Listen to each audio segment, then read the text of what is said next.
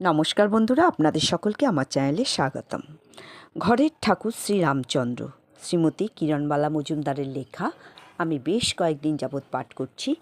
তো আজকে আমার পিতামাতাকে প্রণাম জানিয়ে ও গুরুদেবের চরণে সশস্ত্র প্রণাম জানিয়ে আজকের পাঠ শুরু করছি। একবার সম্ভবত সত্যনারায়ণ আবির্ভাবের চতুর্থ বাৎসরিক পুজোর দিন একটু অদ্ভুত ব্যাপার হলো। বেলা 10টা, ইন্দুবাবু পুজোয় বসেছেন। কীর্তন বেশ জোরে চলছে। বেলেঘাটার নিকুঞ্জবাবু কীর্তন করছেন। কীর্তন করতে করতে দেখলেন ঠাকুর যেন গোপাল মূর্তি ধারণ করে দইয়ের ভাঁড় থেকে দই তুলে মুখে দিলেন। কিছুক্ষণ পর আবার ঠাকুরের পটের মধ্যে গোপাল মিলিয়ে গেল। 4-5টি হাঁড়িতে দই নৈবেদ্য দেওয়া ছিল। নিকুঞ্জবাবু ওকে একটি বিশেষ হাঁড়ি দেখিয়ে ওই ভাঁড় থেকে প্রসাদ চাইলেন। বিশেষ করে ওই হাঁড়িটির প্রসাদের জন্য তার ব্যগ্রতার কারণ জিজ্ঞেস করায় তিনি এই ঘটনাটি জানান। আর একবার ঠাকুরের পট সামনে। পুজোর পর ইন্দুবাবু পুজোর ঘর থেকে এসেই কর্তাকে বললেন, দেখলাম ঠাকুরের হাতে একটি থালা ভর্তি কিশমিশ, খেজুর আর আখরোট। ঠাকুর সেই থালার দিকে আমার দৃষ্টি আকর্ষণ করালেন। কারণ বুঝলাম না। উনি শুনেই আমাদের জিজ্ঞাসা করলেন, পুজোর জন্য যে কিশমিশ আনা হয়েছিল নৈবেদ্যের মধ্যে দেওয়া হয়েছে কি না। দেখা গেল কিশমিশ দেওয়া হয়নি। কিশমিশের ঠোঙাটি যেমন ছিল তেমনভাবেই ঠাকুরের আসনের তলায় পড়ে আছে। পটের ঠাকুর শরীর ধারণ করে এসে ইন্দুবাবুকে যা দেখালেন তাতে মনে হয় যে তার উদ্দেশ্যে যখন কিশমিশ আনা হয়েছে, নৈবেদ্যের থালায় সাজিয়ে দেওয়া না হলেও তিনি তা গ্রহণ করেছেন। তিনি যে কি বোঝালেন তা আমরা বুঝলাম না, শুধুমাত্র তার অর্থ অনুমান করতে পারি। আর এক বছর সেবারেরও আরেক ঘটনা। বাল্যভোগ হতে অনেক বেলা হয়ে গেছে। কর্তা ব্যস্ত মানুষ ছিলেন। কোনো বিষয়ই দেরি করা তার ধাতে ছিল না। সব জোগাড় করে তিনি নিজেই অনেক আগে থেকেই করে রাখতেন এবং তিনি নিজেও চাইতেন যে প্রত্যেকে সব ব্যাপারেই সময় থাকতে সুষ্ঠুভাবে সম্পূর্ণ করে রাখবে।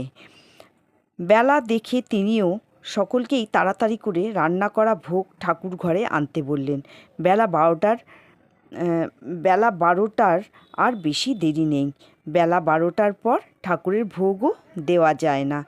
ওকে ডেকে ইন্দুবাবু বললেন, আপনি আবার ভোগ আইনা ঠাকুরের কাছে দেওয়ার জন্য ব্যস্ত হন কেন? ঠাকুরের ভোগ হইয়া গেছে। উনি একথার নিবৃত্তি হচ্ছে না দেখে ইন্দুবাবু আবার কর্তাকে বললেন, আমি বলতে আছি যে ভোগ হইয়াছে। কিন্তু ওর পীড়াপিড়িতে ইন্দুবাবু ভোগ নিবেদনের জন্য বসলেন। উনি খুব পীড়াপিড়ি করে ইন্দুবাবুকে জিজ্ঞাসা করলেন, কি করে তিনি অত নিঃসংশয়ে ঠাকুরের ভোগ হয়ে গেছে কথা বললেন। ইন্দুবাবু কর্তাকে একটু আড়ালে নিয়ে গিয়ে বললেন যে পুজোর সময় তিনি দেখলেন যে ভোগের সামগ্রী সব এখানে সাজানো আছে আর ঠাকুর নিজে এসে তা গ্রহণ করলেন। তাই এরপরও অনুষ্ঠানের কোনো প্রয়োজনীয়তা নেই এই মনে করে ভোগ নিবেদনে বারবার আপত্তি করছিলেন। আবির্ভাব পুজোর দিনটিতে ঠাকুর অনেকবারই প্রত্যক্ষ বা পরোক্ষভাবে বুঝিয়ে দিয়েছেন যে তিনি আসেন। ইন্দুবাবু বলেছিলেন একদিন, প্রত্যেকবারই ঠাকুরের আসার একটা না একটা নিদর্শন পাওয়া যায়। আজ সেই কথা স্মরণ হয় আর মনে হয় তার উপর ঠাকুরের অশেষ করুণা। নইলে এই নিদর্শন তো আর কেউ দেখতে পায় না। ইন্দুবাবু সত্যিই পরম ভাগ্যবান। তার চরণে প্রণাম। দুর্গতদের উপর তার কি অপার করুণা। একবার একজন প্রখ্যাত মহিলা এসে ঠাকুরের কাছে নিবেদন করলেন যে তার মেয়ের অ্যাপেন্ডিসাইট অস্ত্রোপচার হয়েছে, এখন নার্সিংহোমে। অস্ত্রোপচারের পর ভক্তরা তাকে জানিয়েছে যে রোগীর আর জ্ঞান হওয়ার কোনো আশা নেই। এই ভদ্রমহিলা আর তার স্বামী দুজনেই ঠাকুরের পায়ে লুটিয়ে পড়ে তাদের মেয়ের প্রাণ ভিক্ষা চাইলেন। ঠাকুর বললেন, আমি কি করতে পারি? আমি কি ডাক্তার বৈদ্য? স্বামী স্ত্রী দুজনেই ঠাকুরকে চিনতেন।